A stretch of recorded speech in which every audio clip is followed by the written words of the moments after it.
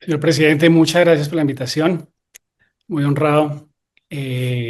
Como usted lo dijo al inicio, muy tristes, muy sentidos de iniciar la mañana con una noticia tan trágica que afectó de manera tan importante municipios, ciudades, probablemente familias, amigos cercanos y bueno, dependiente de algún vínculo, el dolor patrio de ver la situación en la que se encuentran en este momento muchos compatriotas y a lo que probablemente se exponen con lo que viene posterior a un desastre. Recibí la invitación para esta presentación hoy, así que traté de organizar con base en una información previa cuál es la situación nuestra, cuál debe ser el rol, cómo nos podemos nosotros desenvolver ante una situación de desastre o de emergencia, pero estoy siempre ratificando que no sabemos cómo vamos a responder, que muy probablemente las condiciones de cada día nos llevan a afrontar cada y tomar cada decisión de una manera diferente, muy probablemente acorde a estado de ánimo, situación familiar, situación económica, lo que esté pasando alrededor y mucho más. La probabilidad de estar con familia afectada en estos momentos, que es lo que nos suele llegar a preocupar, qué está sucediendo en nuestro entorno. Bueno, cuando recibí la invitación esta mañana y vi el logo y yo dije, uy, esto se mejora con magnesio, ¿cierto? A torsa de Points, esto está muy bueno, sí, yo acepto la conferencia, pero luego salió la doctora Jaramillo con el tema que viene siendo un reto, que no hay guías claras ni está muy definido cómo nos tenemos que enfrentar y cómo asumimos nosotros cada una de las fases a las que nos podemos exponer dentro de quirófano, en una sala de urgencias, en cuidados intensivos, en un transporte medicalizado de un paciente o en nuestro hogar y con nuestra familia. Lamentablemente, es probable que la cifra de heridos y de fallecidos empiece a aumentar, los desaparecidos que pueden estar sepultados, atrapados, van a ser en los próximos días, como vimos en la tragedia más reciente de nuestro hermano país, Venezuela, lo que iba sucediendo pues, a medida que los días iban transcurriendo. Y como lo dije al inicio, ¿qué sucede cuando vemos esa noticia? Y en mi caso digo, tengo un día para llegar. ¿Qué puedo hacer yo desde acá si algo sucedió? Va a tardar un día en hacer o intentar hacer algo independiente de las decisiones, las comunicaciones, los transportes, qué tanto se puede haber afectada toda la cadena logística que implica poder mantener conectada a una familia. Ahora, llevémoslo a una situación nuestra, cómo se pueden afectar toda la cadena logística y todos los recursos para la atención de los pacientes que no se puede interrumpir, que hay pacientes cuyas condiciones por una infusión que deja de pasar en 3 minutos puede estar en un paro cardiorrespiratorio, un paciente que está ventilado y deja de funcionar el ventilador. Igualmente, son situaciones que nos enfrentamos y con colegas que hablaba el día de hoy, me decía cómo pacientes querían irse de su unidad, le pedían que lo dejaran en el momento de la sensación, porque como escribió uno de mis hermanos en el chat, ha sido muy largo, está muy intenso, me preocupa, y a pesar de que sepamos qué hacer, y si hemos alguna vez revisado las normas que rigen cómo nos debemos desempeñar dentro del hospital, la evacuación de los pacientes es lo último que se debería hacer, lo último que se debería considerar. Pero luego de que han pasado minuto y medio y se siguen balanceando, ¿qué tanto van a soportar así estén reforzadas las estructuras del sitio donde yo me encuentro?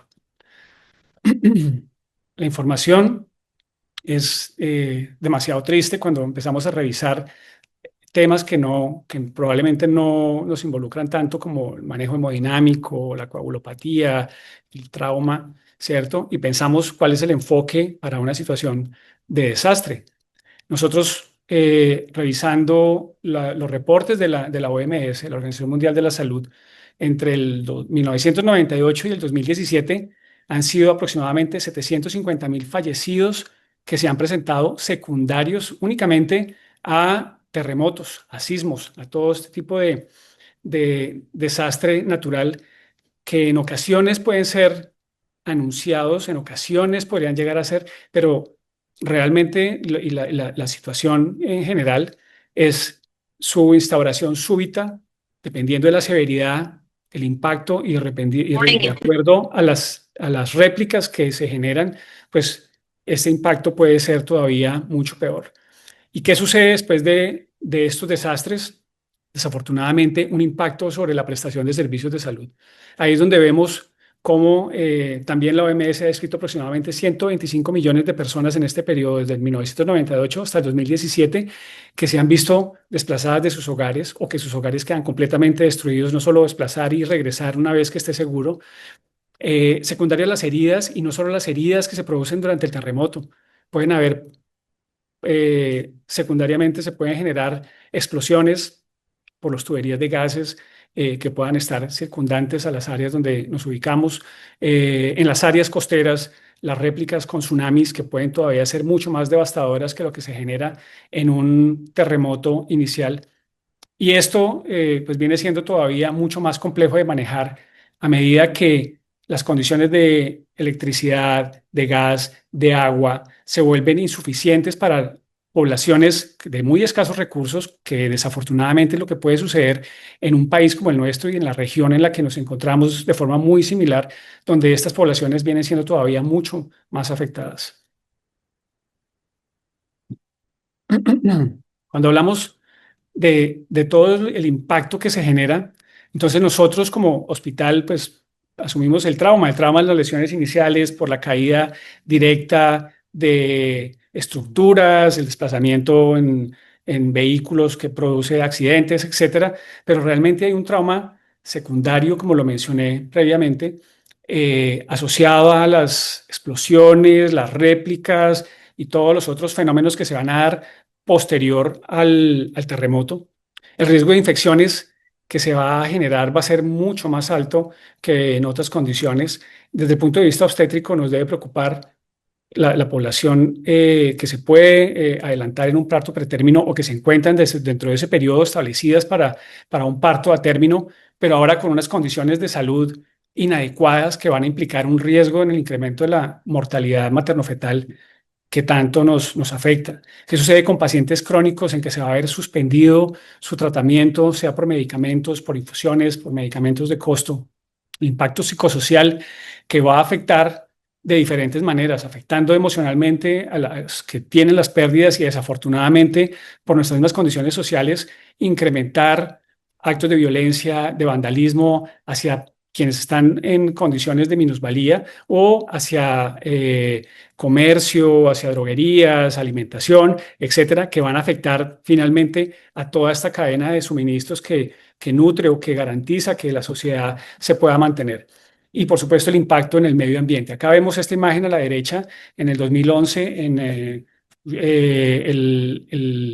el tan recordado explosión del reactor nuclear en Japón, no por el terremoto, sino por el tsunami que se presenta secundariamente, que inunda los reguladores de temperatura y hace que estos finalmente exploten.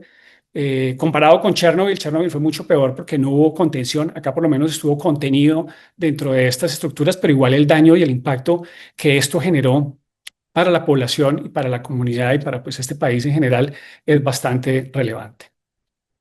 Como lo mencionó el doctor Ariza, estuve durante un año en la Junta Interamericana de Defensa, específicamente en la División de Cooperación para Atención de Desastres, y me sorprendió en ese momento conocer una de las capacidades que se venían trabajando a nivel de la OEA, a nivel de los diferentes componentes de Ejército, Armada y Fuerza Aérea de los países que son miembros de esta Junta Interamericana de Defensa, con este modelo de MECODE, que es el Mecanismo de Cooperación y Atención en Desastres, que lo que buscaba era, independiente del tipo de desastre, y para esa época las tormentas y los huracanes llegaron a afectar de forma importante durante el 2024 diferentes países del Caribe.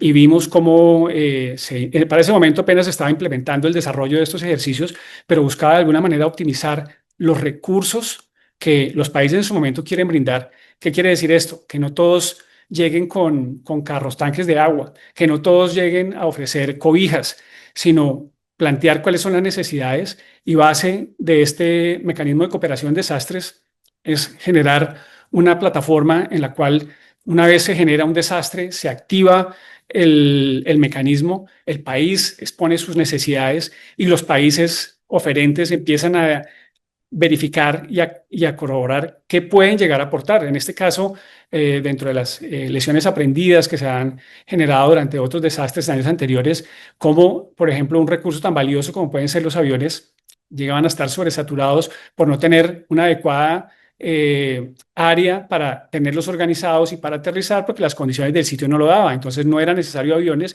y probablemente helicópteros desde otro desplazamiento o el desplazamiento terrestre, etcétera.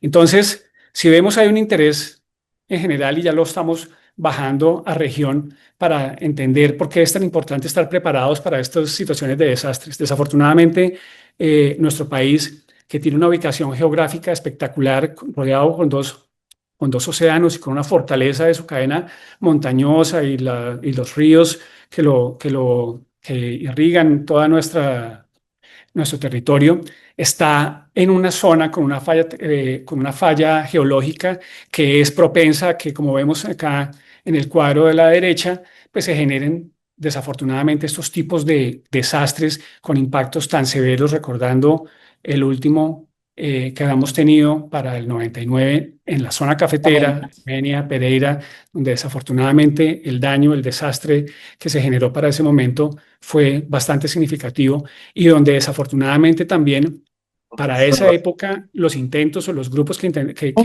querían prestar una solución se volvieron un problema como tal cuando no tenían una adecuada organización logística, porque llegaron diferentes grupos al sitio de atención esperando que les dieran agua, que les dieran comida, que les dieran, Por ahí fue que donde los estábamos, ahí organizaran. caminando. Y Ya, ¿sabes cuando qué? parte de todas estas lecciones aprendidas, pues lleva precisamente a eso. Cuando vamos a ser parte de estos grupos, nosotros no podemos ser un problema adicional a la cadena logística que ya va a estar alterada, sino tenemos que llevar nuestros propios recursos, nuestros propios insumos para ser autosuficientes y al contrario aportar a esa comunidad de cierta manera. Entonces, desafortunadamente, esas lecciones aprendidas se han venido implementando y esperaría personalmente y creo que todos que los aportes que encontremos para esas áreas tan comprometidas, pues sean efectivos, que lleguen a donde tienen que llegar, no como desafortunadamente hemos visto también situaciones previas en que los recursos llegan, pero no son destinados donde realmente se necesitan. Y ahora bajándolo un poco más ya al escenario nuestro, mi hospital militar, hospital donde me formé como anestesiólogo, como estudiante de medicina y trabajé durante 20 años aproximadamente. Eh, Resalto, y pues es lo que tengo para compartir en el modelo de hoy, un modelo de atención para este tipo de escenarios de desastre que seguramente la mayoría de hospitales han venido trabajando y lo han venido desarrollando. Nosotros, por el contexto del trabajo militar, inicialmente se llamaba era el plan Esculapio. Y el plan Esculapio se activaba era para tener un sistema de trauma y atender heridos de guerra en la cual se aumentaban las capacidades quirúrgicas con anestesiólogos, cirujanos, ortopedistas, médicos de urgencias. Y ese plan Esculapio funcionó durante muchos años. Posteriormente se transforma porque ya no es únicamente los heridos de guerra de múltiples víctimas, que era lo que sucedía para épocas de conflicto bastante complejas, y se vuelve el sistema de comando incidente que busca integrar ya otro tipo de riesgos a los que un hospital puede estar expuesto y que tiene que garantizar el hospital la continuidad, que es finalmente este concepto liderado por la Organización Mundial de la Salud, la Organización Panamericana de la Salud, que consiste en un hospital seguro. Y el hospital seguro es el que es capaz de continuar su funcionamiento habiendo sufrido y habiéndose expuesto a estas condiciones que, independiente del tipo de desastre que lo pueda llegar a afectar, comprometa sus recursos, su cadena logística y la prestación de servicios a pacientes muy críticos, muy graves, que como mencionaba, en minutos puede cambiar completamente el desenlace de ellos y pues posteriormente organizar y decidir si es necesario o no evacuar. Acá les quiero mostrar un refuerzo que se realizó dentro del Hospital Militar en el transcurso de la evaluación de la capacidad de resistencia de estructuras construidas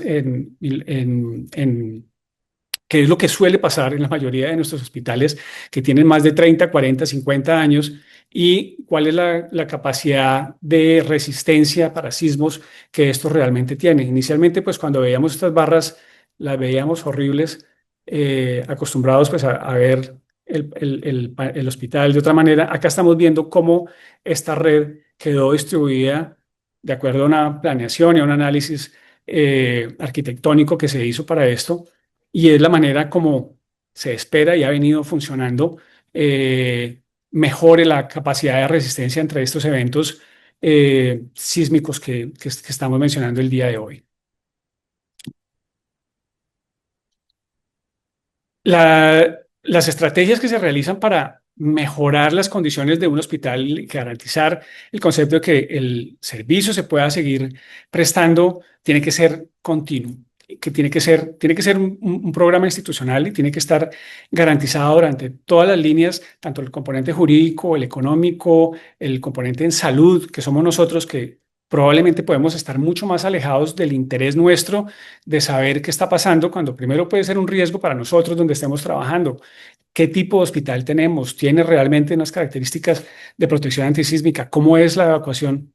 ¿Cómo funciona en un sistema de un incendio? Probablemente estamos más expuestos a un incendio por las balas de oxígeno y los gases que manejemos nosotros que la probabilidad de un terremoto, y cuáles son las capacidades de respuesta, sitios de escape, etcétera, que se puedan llegar a tener. En ese análisis, esto se presentaba en una reunión, como vemos acá, para el 2022, cómo se mejoraban las diferentes condiciones para garantizar ese concepto de hospital seguro y tratar de llevarlo a ese punto en el cual el hospital puede continuar, a pesar de haber estado envuelto en estas condiciones, continuar la prestación de servicios. Y esto tiene que incluir el agua, la electricidad, las comunicaciones, los laboratorios, las diferentes áreas en cuidado intensivo, en urgencias, en cirugía, que vienen siendo las áreas muy críticas, la cadena logística para la distribución de la red de oxígeno, de los gases, de vacío, etcétera. Donde alguno de estos componentes deja de funcionar, alguna de las áreas se va a venir afectada, y por eso la importancia de mantener y de continuar eso.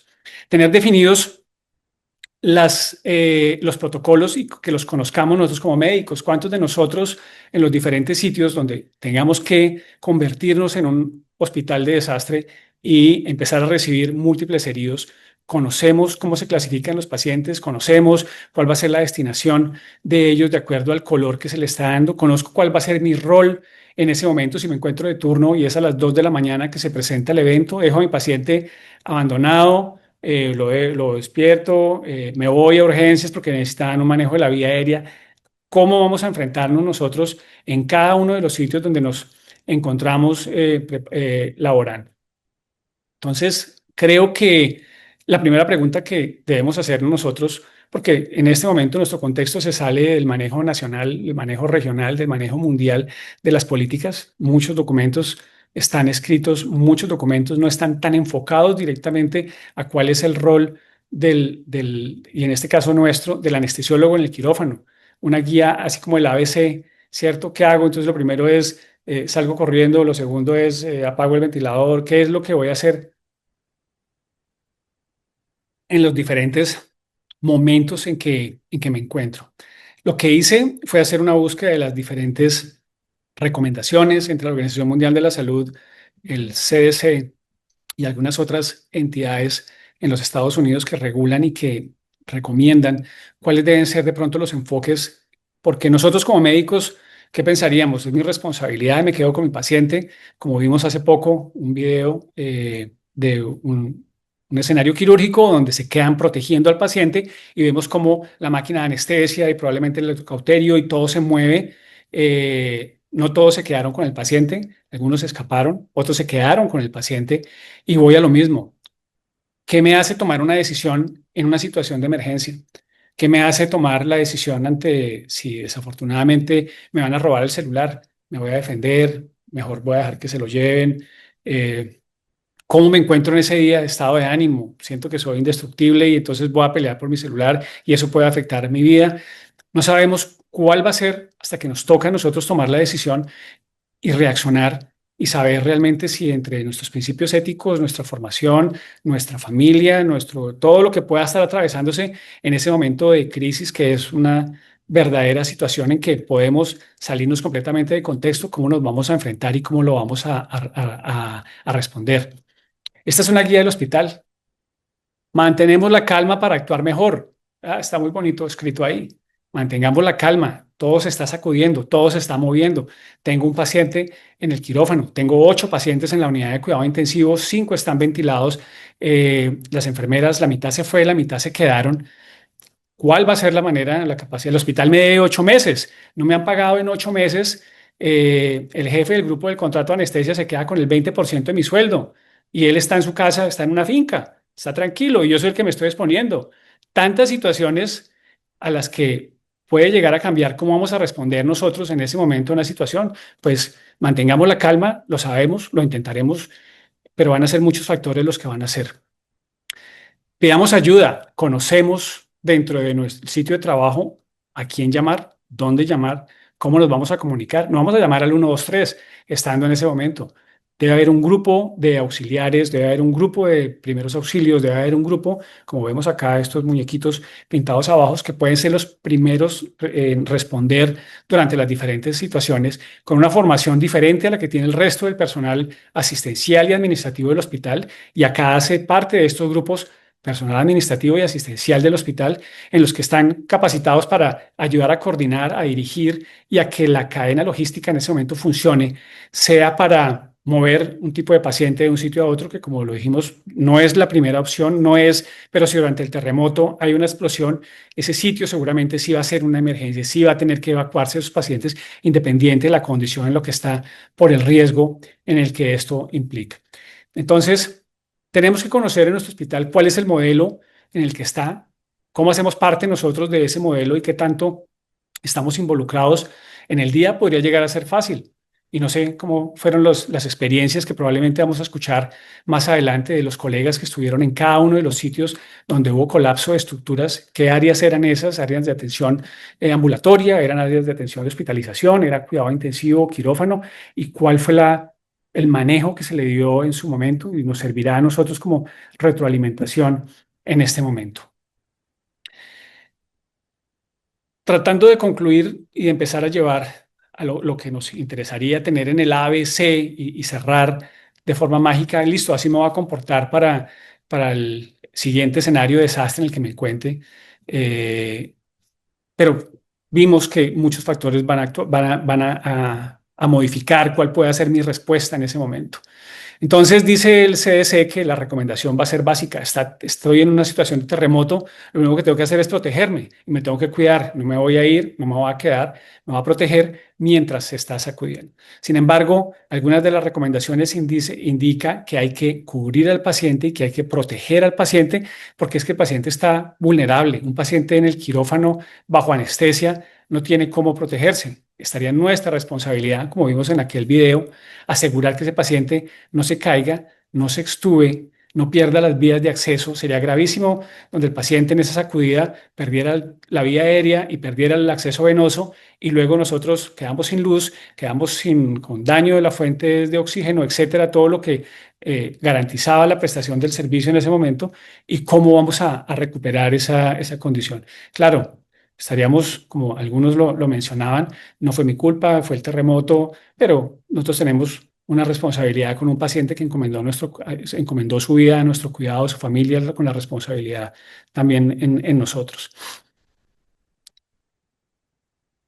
¿Qué sucede si desafortunadamente la situación cambia y nosotros pasamos a ser víctimas también de esto? Siga teniendo la calma.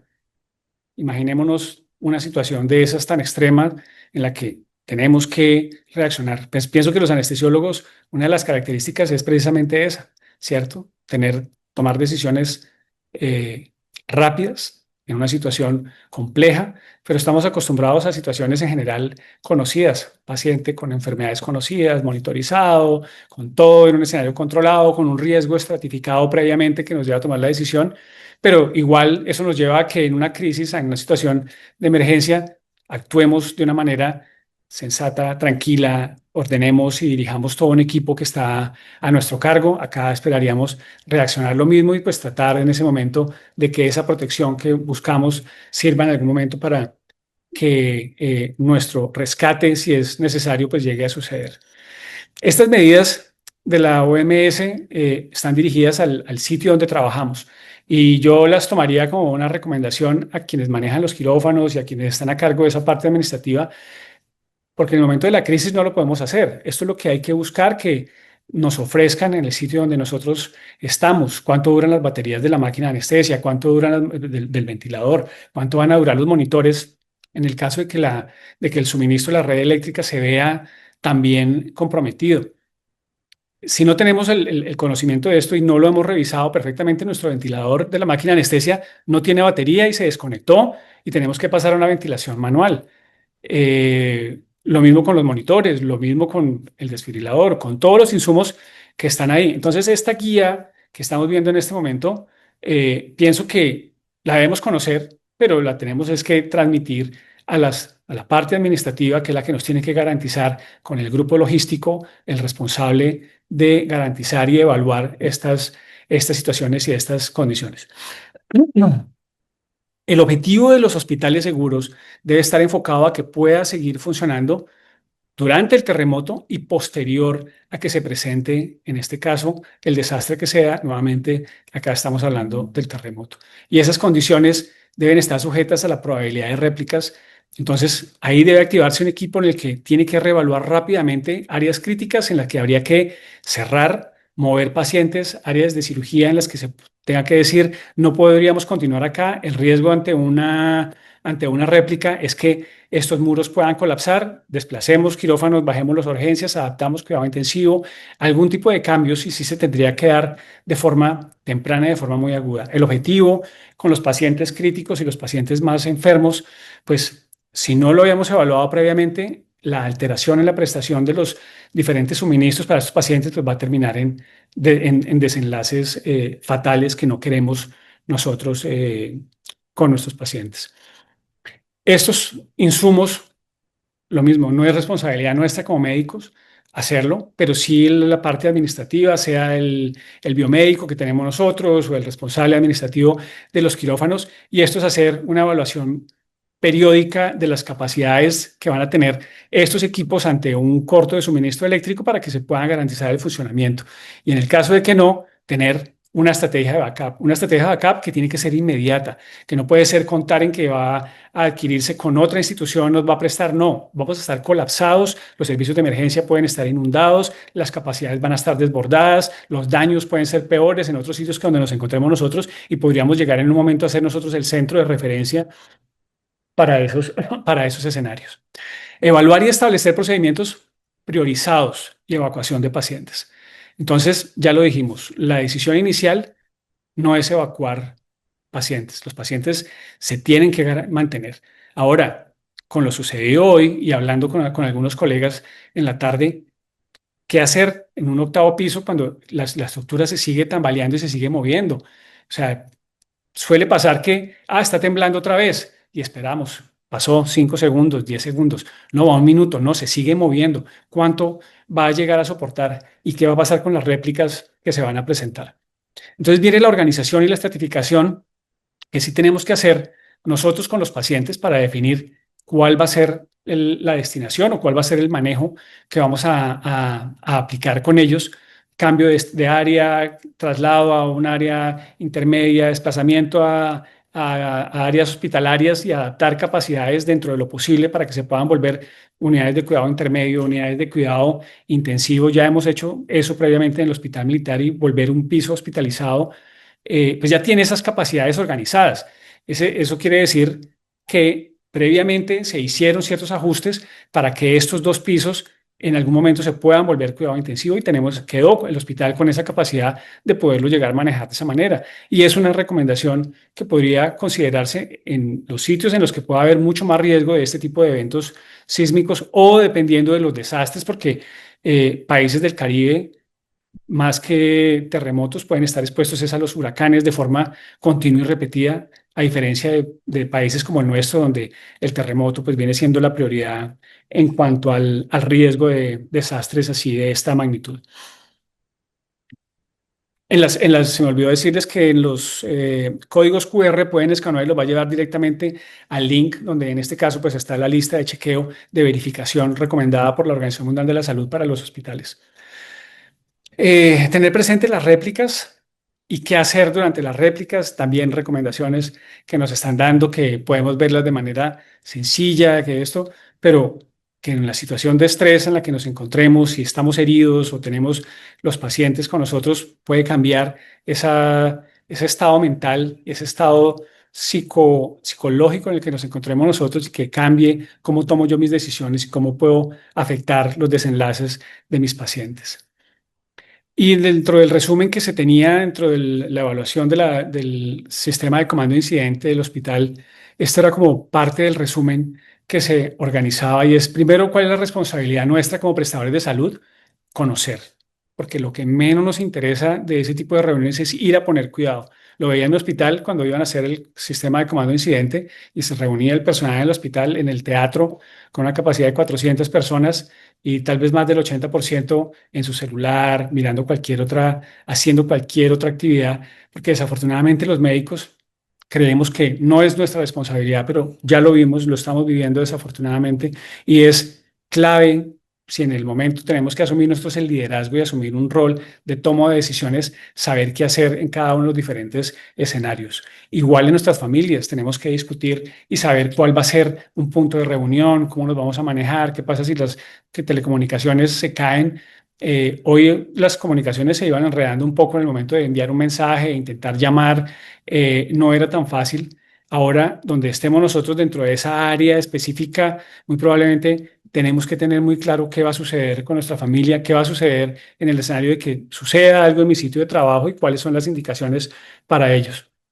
Conocer el sistema interno de gestión de riesgos, quién lo conforma, si quiero hacer parte de ese sistema de gestión de riesgos, ofrecerme como voluntario, los voluntarios siempre van a ser insuficientes, todos los que quieran participar van a ser importantes, estar presentes en esas capacitaciones y saber cuál va a ser entonces el rol en el caso de que no voy a ser parte de esa cadena asistencial, sino cómo me voy a desempeñar yo en el momento de atención de heridos. En algún momento en el hospital se planteaba que el rol del anestesiólogo era salir de quirófanos, bajarse a urgencias ante escenarios de múltiples heridos por bombas. Para ese momento estaban riesgos o habían amenazas de que los grupos ilegales querían poner bombas en la ciudad y se analizaban capacidades de quién tendría que bajar a ayudar a hacer el triage y a organizar los heridos y quién iba a manejar la vía aérea y decían los anestesiólogos lo tienen que hacer y finalmente la posición es primero pues tenemos la responsabilidad de nuestros pacientes, no podríamos abandonar a los pacientes y hay otras capacidades que se pueden implementar y que se pueden mejorar para ese triage y para ese manejo de vía aérea y tal vez solo para los casos en que se ha recomendado la destreza del anestesiólogo, pero vemos que cada vez más en emergencias las habilidades y los conocimientos para el manejo de vía aérea difícil también ya ha sido un nivel superado para esta época. Saber cómo reportar la emergencia dentro de nuestro hospital, no necesariamente el terremoto que lo vamos a sentir todos, pero algún accidente, explosión, pérdida de gas, inundación, cualquier situación que se va a generar, pues usualmente diríamos, sí, llamamos a enfermería, enfermería se encarga, ese es el rol nuestro como médico, qué vamos a hacer o cómo nos vamos a enfrentar. Participar en los simulacros. ¿Cuánto les da pereza cuando dicen simulacro de terremoto y se esconden en la oficina o dicen, no, yo mejor llego después de que va a pasar el simulacro porque no me va a quedar o me quedo en la consulta y los pacientes me quedan represados? Es clave participar en los simulacros, sabe conocer, es importante saber por dónde están las vías en las cuales realmente van a ser asequibles, los ascensores se van a inutilizar, no van a funcionar, dónde están organizadas entonces esas escaleras auxiliares, a dónde me van a sacar, porque si hay alguna manera de tener la organización de esos puntos de escape y no conozco por dónde voy a llegar, puedo coger una escalera que me va a llevar es finalmente a un punto sin salida, donde puedo quedar peor, aún mucho más en riesgo. Y tener presente que evacuar los pacientes no va a ser la primera opción de un hospital seguro que busca continuar y garantizar la prestación de servicio. Desafortunadamente, la situación de hoy se presentó. Esperamos que ojalá no sean más los fallecidos, que se puedan controlar las situaciones que se vienen a continuación, que ya vimos, las infecciones, las enfermedades, todos estos riesgos que se van a llegar a generar y esperamos que la solidaridad con esas poblaciones pues sea la que solemos tener nosotros los colombianos. Este es mi hospital militar, que le debo todo y actualmente donde me encuentro trabajando por ahora. Muchas gracias a todos. Doctor García, muchísimas gracias. Usted ha resumido de una manera fantástica la cantidad de simultáneas cosas que se deben tener preparada. Creo que la actuación en equipo, la capacidad de resiliencia y de utilizar adecuadamente lo poco o mucho que se tenga a la mano es fundamental. Tenemos un interés grande en los asistentes de esta noche, quienes tienen unas preguntas. Si usted me permite, yo voy a iniciar con una pregunta que hace el doctor Andrés Ramírez. El doctor Ramírez pregunta, ¿cuál debería ser nuestra conducta en caso de un terremoto como el de hoy? Si tenemos un paciente bajo anestesia y la clínica ya dio orden de evacuación. Usted lo refirió anteriormente, pero quisiera que nos volviera a reforzar su recomendación. Yo, primero, pues la recomendación es no evacuar, ¿cierto? Eso es lo primero que tenemos que definir. Si el hospital asume que hay que evacuar los pacientes, pienso que tenemos que tener mucha más información que solo como el anestesiólogo, ¿qué voy a hacer con mis pacientes? ¿Cuántos quirófanos tenemos? ¿Cuántos pacientes son los que se van a evacuar? ¿Cuáles pacientes tienen la prioridad en ser evacuados? ¿En qué fase de la cirugía nos encontramos en este momento? Estamos en un trasplante, estamos en una cirugía de cardio, o sea, hay situaciones en que de pronto no vamos a poder transportar esos pacientes. Diferente, pensemos en una colostomía que podrían ligar y amarrar como en un damage control y cerrar y luego mirar qué hacemos con el paciente.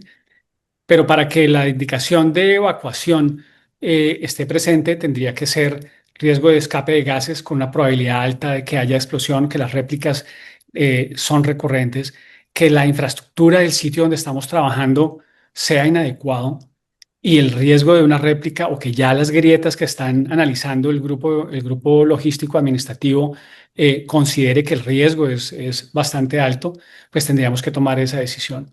¿Cómo lo vamos a transportar? ¿Tenemos un ventilador adecuado? ¿Vamos a despertar al paciente? No tenemos tiempo de despertar. ¿Cómo va a ser ese movimiento?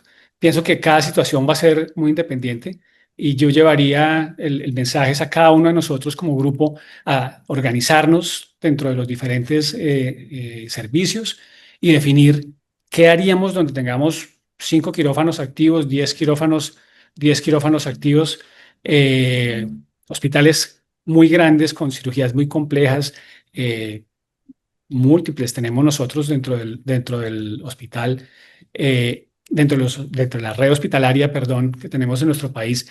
¿Qué haríamos en una situación de esas en los diferentes escenarios para garantizar una adecuada evacuación? ¿A dónde se van a evacuar? ¿A dónde se van a transportar? ¿En qué se van a transportar? Creo que son muchas preguntas que no tengo completamente la respuesta, que lo llevaría y lo trasladaría en su momento a lo que defina cada uno de los grupos. Ahí les dejé, como les dije, las recomendaciones de la OMS, el CDC, las listas de chequeo con las que pueden llegar a organizar de forma más detallada. Yo conocía lo que hacíamos en el hospital, lo que como funcionábamos ahí y no podría de pronto extrapolar muchas de las recomendaciones por el tipo de hospital, por las características del hospital, por los recursos del hospital.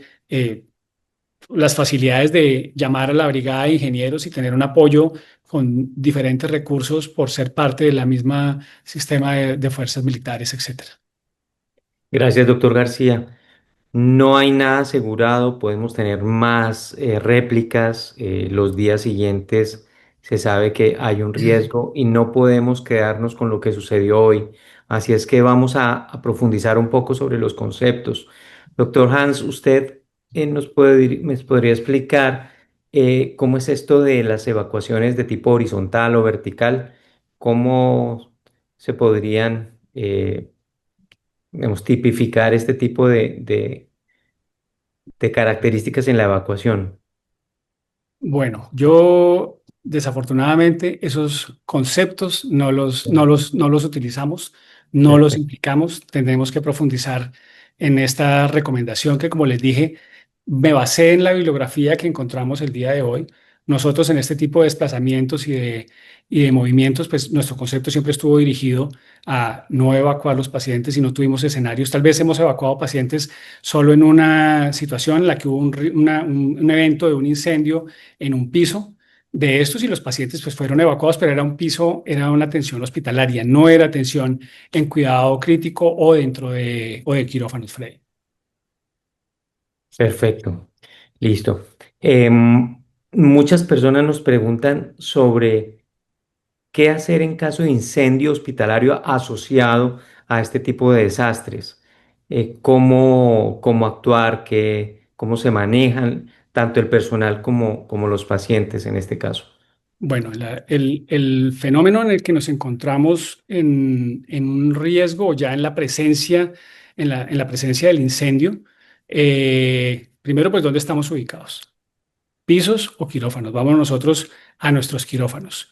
¿Cuál fue la causa de ese incendio? Probablemente acá las redes de oxígeno, las cadenas de fuentes de los gases que estamos manejando. Y el riesgo que podríamos llegar a tener es la propagación rápida de esa cadena de gases. Yo no dentro de la revisión que hice, no encontré descripciones o no encontré casos en los cuales viéramos que definitivamente se realizó una evacuación masiva de 5 quirófanos o de 8 quirófanos, pero lo que haríamos es tratar de llevar esos pacientes, dependiendo del momento y la fase de la cirugía, a un área más segura, fuera recuperación, si esa llega a estar disponible, y si esa área de recuperación, que es la que siempre en general va a tener capacidad para continuar ventilando un paciente, para continuar monitorizando un paciente, y no estás puesta en eso, haríamos ese desplazamiento horizontal, que lo llamaríamos en este momento, porque lo estamos haciendo dentro del mismo piso. A diferencia de un transporte vertical, que no sé cómo sería si en el momento que se suspenden completamente los ascensores, si van a estar inhabilitados, cómo sería la evacuación de pacientes conectados con ventiladores, o sea, y dependiendo de las características de cada uno de los hospitales. Nuestros quirófanos están en un segundo piso, pero conocemos hospitales que los quirófanos pueden estar en un piso mucho mayor, quinto piso, octavo piso, décimo piso, y esto podría pues ser afectar. Hay algunos levantando la mano, de pronto ellos quieren participar y tienen experiencia en esto, Freddy. Veo acá al doctor Por Mauricio Quiroga, supuesto. al doctor Henry de la Barrera. Por favor, doctor Hans García, si puede dar la palabra, otorgar Doctor la Mauricio palabra. Quiroga,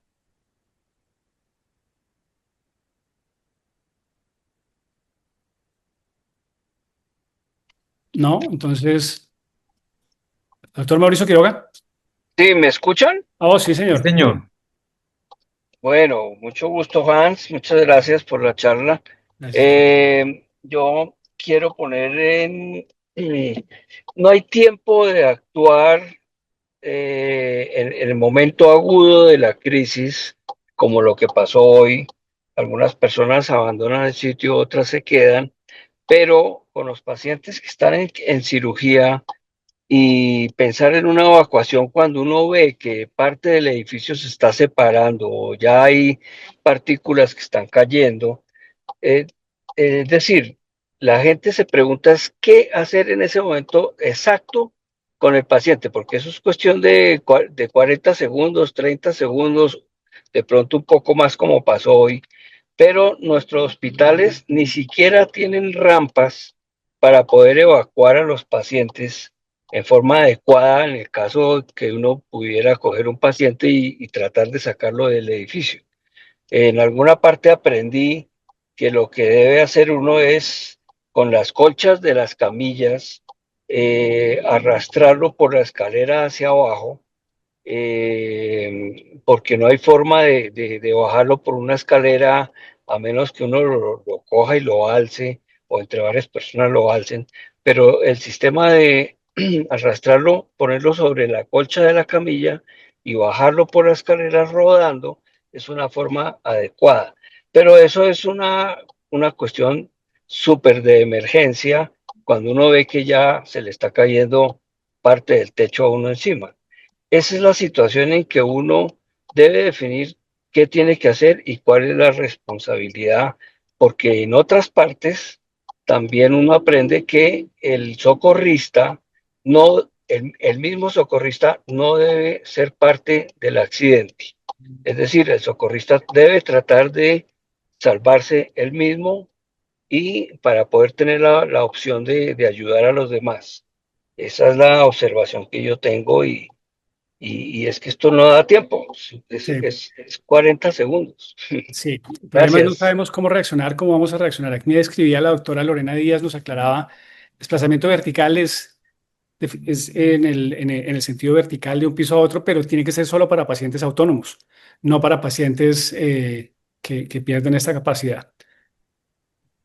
¿El doctor de la Barrera había levantado la mano o ya no? Sí, buenas noches, Hans, querido doctor Ariza. Hola, doctor Henry. No, quería aclarar una cosa con respecto a la norma legal, y es que durante este tipo de eventos prima el recurso humano en salud. Si el evento supera, comienza a colapsarse el edificio, hay que dejar el paciente conectado y cubrirlo con mantas y evacuar. No, esos pacientes no se evacúan. Cuando están en cirugía, esos pacientes no se evacúan. Legalmente, en la unidad de gestión de riesgo, eso está escrito. Lo que uno sí tiene que hacer es que en el plan de evacuación o en el plan de emergencias de cada hospital tiene que estar definido.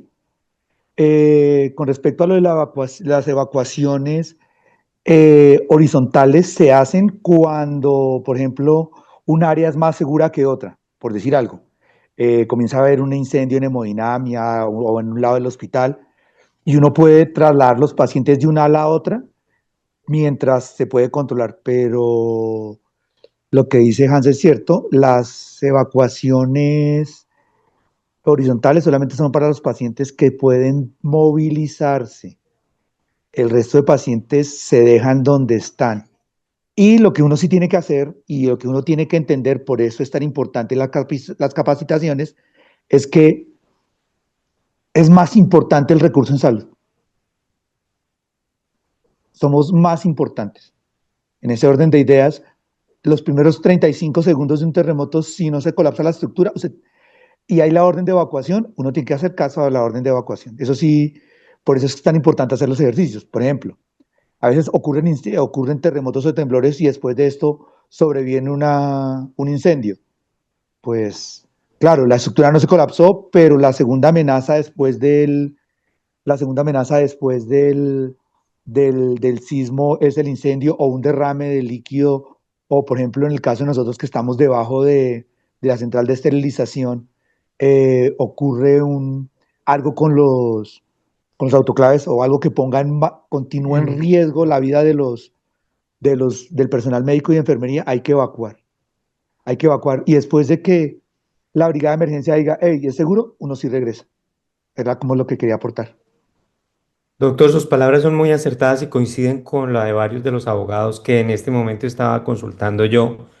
Efectivamente, eh, lo que recomiendan es que se debe asegurar al paciente de la mejor manera, pero si existe un peligro inminente que pone en riesgo también la vida del anestesiólogo, debe exculparse y salir, porque ya no sería uno, sino dos los afectados que podrían estar en riesgo de muerte. Definitivamente hay mucho y el contexto, como lo dice el doctor García, es fundamental también. Hay otras preguntas que están haciendo en el chat. Le voy a leer literal. Doctor Andrés Ignacio Vegambre dice, cordial saludo. En términos legales, nosotros como anestesiólogos somos los únicos encargados de quedarnos con el paciente. Hay un protocolo que envió a un grupo de colegas donde argumentan en qué momento de la cirugía están, si es emergente o no, antes de tomar la decisión de despertar o seguir el caso. Es prudente quedarse en la sala si mi vida corre peligro porque sé que la estructura no es antisísmica, por ejemplo. Muchas dudas, ¿no? Muchas situaciones que pone acá el doctor Vegambre que creo que el doctor Henry también las ha comentado. No sé si el doctor García quiere ampliar alguna otra situación en donde No, pueda pienso que diferencialmente.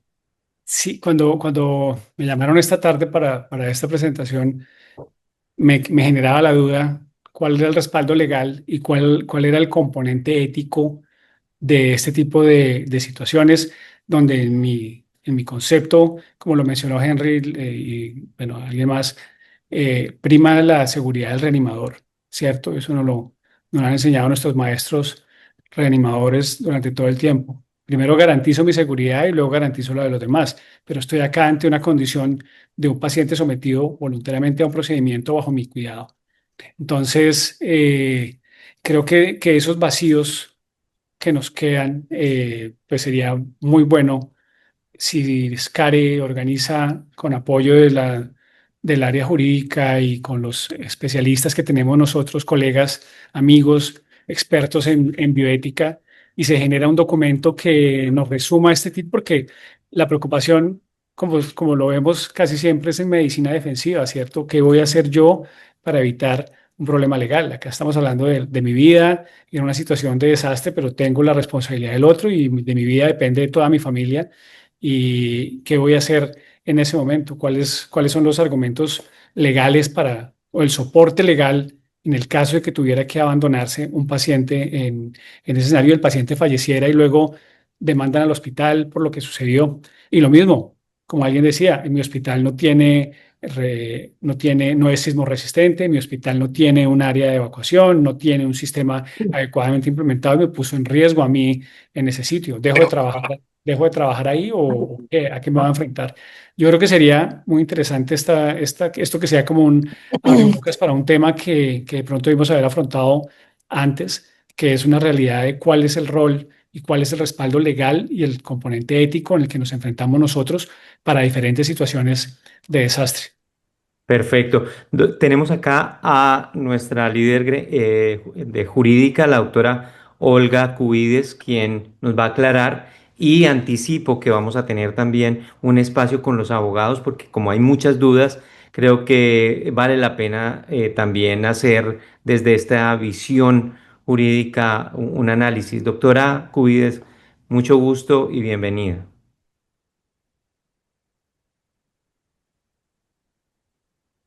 Doc. Tranquilo. Bueno, mientras la doctora Cubides se vuelve a conectar, les quería comentar que ella, sobre esta situación que mencionan, y eso está tipificado y se llama estado de necesidad justificante. Es una causal eximiente de responsabilidad. Obviamente hay que comprobar, hay que hacer todas las comprobaciones de que usted hizo lo posible por proteger al paciente y que había una inminencia de colapso de la estructura. Esto, claro, dará para muchos otros análisis. Esperemos a que la doctora se pueda conectar. Mientras tanto, tengo una pregunta adicional. El doctor Juan Enrique López nos pregunta cuál es la norma legalmente vigente frente a la condición del derecho del anestesiólogo a proteger su vida ante la inminencia de un colapso del hospital. Creo que es la tipificación que acaba de decirnos la doctora Cubides. Y vuelvo y repito, vamos a tener un espacio en donde podamos tocar este tema. Doctora Cubides, Buenas la tenemos ya noches. ahora sí. Siga Sí, sí, usted sí, el qué estudio, pena. doctora Cubides. Muchas gracias. Qué Adelante. pena que cuando iba a hablar se me desactivó la cámara. Sí, hemos estado escuchando atentamente al doctor García las preguntas que han venido haciendo. Nosotros ya desde la sociedad, con la dirección científica y la dirección jurídica, tenemos unas recomendaciones ya muy puntuales que están en unos últimos ajustes y las vamos a socializar. ¿Qué es importante para dejar acá claramente? En materia jurídica y específicamente en este tipo de situaciones, pues que se puede causar una lesión o una muerte del paciente, existe un eximente de responsabilidad que se llama estado de necesidad justificante.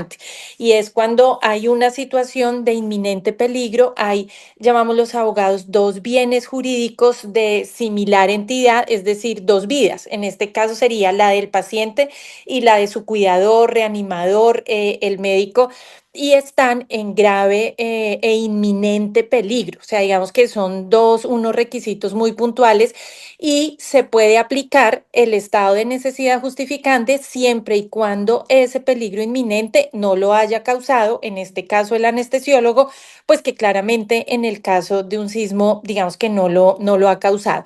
Entonces, por eso es importante y dentro de las recomendaciones que ya mañana salen desde la sociedad, es importante tomar unas medidas previas, porque claramente el sismo y un terremoto es una situación imprevisible y que puede ser irresistible. Incluso en algunos países, en algunas latitudes, es cada vez menos imprevisible, ¿cierto? Hoy hay aplicaciones que unos segundos antes, pues le terminan diciendo a usted que puede haber un temblor. Pero entonces, el sismo es una situación de fuerza mayor, pero lo importante es determinar las consecuencias y la manera de actuar posteriormente del profesional de la salud. En anestesia sucede algo muy puntual y es que el estado de autonomía del paciente está limitado, pues porque digamos que sus funciones cognitivas están limitadas porque se ha sometido a una anestesia. Entonces ahí surge pues un deber puntual, digamos que mucho más especializado que aún el que tiene un médico. Eso jurídicamente se llama la posición de garante. La posición de garante es cuando un individuo tiene un deber de evitar y de proteger un bien jurídico. El ejemplo clásico que utilizamos en las clases de derecho penal es el escolta. O sea, el escolta respecto de su protegido tiene la posición de garante. De igual manera, el médico respecto de su paciente tiene la posición de garante, es decir, debe evitar resultados inadecuados, pero para eso hay dos requisitos: que exista un deber de conducta, pues que en este caso obviamente lo existe la ley 23, no puede someter al paciente a riesgos injustificados, o sea, debe cuidar a su paciente, pero el segundo requisito es que pueda hacerlo, es decir, para que una persona responda, en este caso un anestesiólogo, debe verificarse el deber y el poder. El deber lo tiene, pero en el poder es donde está el análisis puntual. Por eso mencionamos que debe explicarse que no hay posibilidad de exigir una conducta diferente. Entonces, en ese sentido, ¿qué tenemos que decir? Importante tomar las medidas previas, es decir, en todas las instituciones deben existir planes frente a emergencias sanitarias. Y nuestra recomendación es que si digamos que si esos protocolos, esas medidas no existen, hay que hacerlas. Hay que instar a que la institución lo haga, porque no puede suceder que en el momento de la emergencia cada uno se empiece a mirar y no hayan roles claros. Entonces, en la medida en que haya una anticipación, pues están los roles claros y digamos que hay unos deberes de conducta puntuales. Teniendo eso claro, pues digamos que ya hay unos deberes de conducta claros, ya cada uno sabe, digamos que qué tiene que hacer. Importante, pues nadie está obligado a lo imposible, o sea, por eso es muy importante ponderar las circunstancias de tiempo, modo y lugar.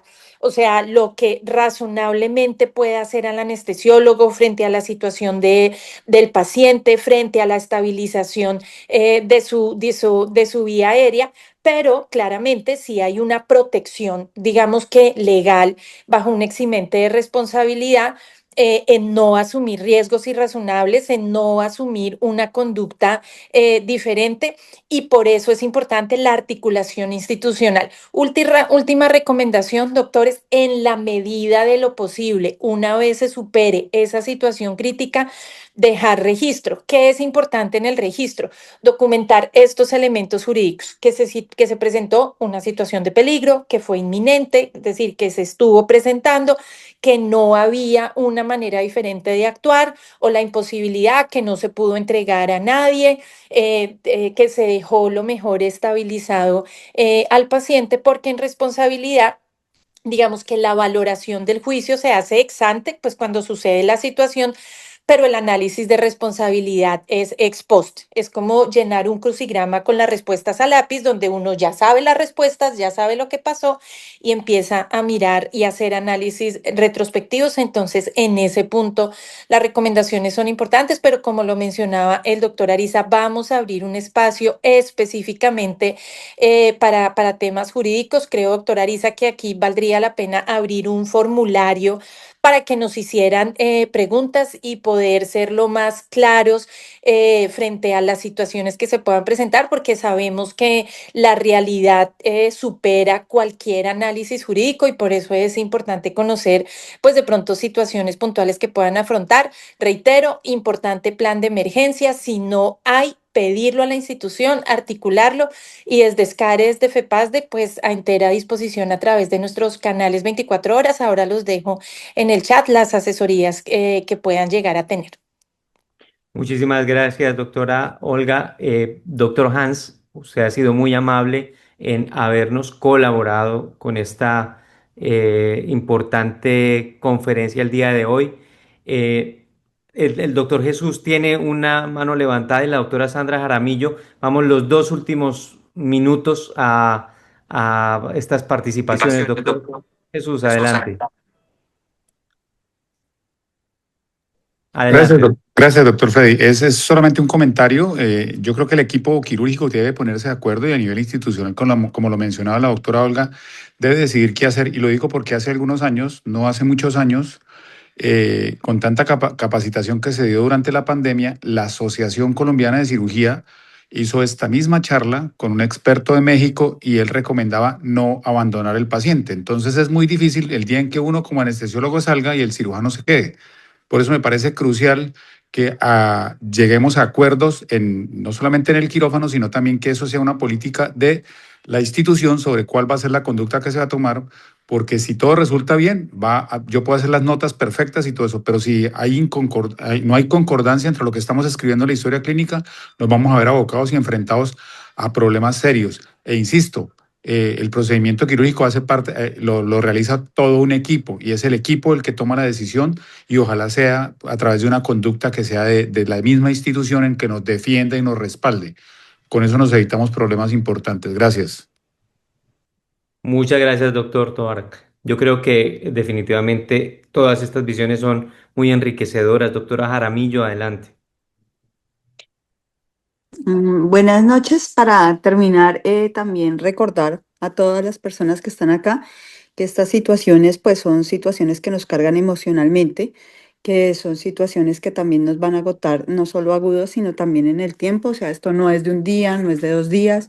Probablemente vamos a seguir, las personas que están en los sitios más afectados van a ser varios días. Vamos a tener también colegas, muchos colegas que quedaron en este momento sin trabajo y con algunas situaciones también difíciles.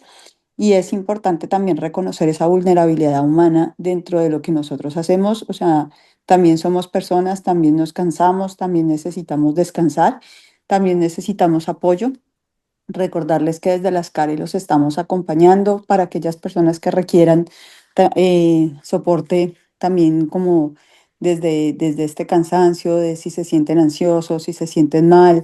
Recuerden que tienen Oriéntame, que pueden acceder desde la página de las CARE directamente, sale como una pestañita que es gratis y que tienen la posibilidad de acompañamiento desde el punto de vista psicológico. Y de verdad, si necesitan ayuda, si necesitan algo, pues no duden en escribirnos, que nosotros vamos a estar muy pendientes también de esa parte. O sea, no olviden que son seres humanos y que también necesitan apoyo. Ya para finalizar, recordarles que SCARE está comprometida con el apoyo de las personas que están en este momento enfrentando de cara a todas las víctimas que resultaron heridas y a aquellas personas que están en este momento siendo rescatadas. Continuamos en la recepción de todas las dudas que puedan tener, el apoyo que requieran. Nuestras oficinas alrededor de todo el país están siendo utilizadas como medio de acopio para donaciones, recibo de materiales, en este momento médicos. recuerden entregar lo mejor que tengan, no podemos recibir sobrantes, todo lo mejor que tengan y que puedan donar, lo pueden hacer llegar a nuestras oficinas. Habrá mucho por hacer en los siguientes días y cada día tendrá su prioridad. Unos días más de alimentos, otros días más de equipos médicos y otros insumos que son fundamentales. No dejemos de colaborar, la solidaridad en este momento es fundamental. Tendremos más espacios. Por favor, no dejen de visitar nuestros canales de WhatsApp con información muy valiosa. Que tengan una feliz noche, les deseamos lo mejor y muchísimas gracias por haber estado conectados. Esto es de todos y nos corresponde responder de la mejor manera. Una feliz noche y que tengan con sus familias los mejores minutos, compartan con ellos, que la vida es muy comprada. Así es que todos estamos alrededor de las víctimas del terremoto que tuvimos actualmente, seguimos pendientes. Cuídense mucho, una feliz noche. Gracias a todos.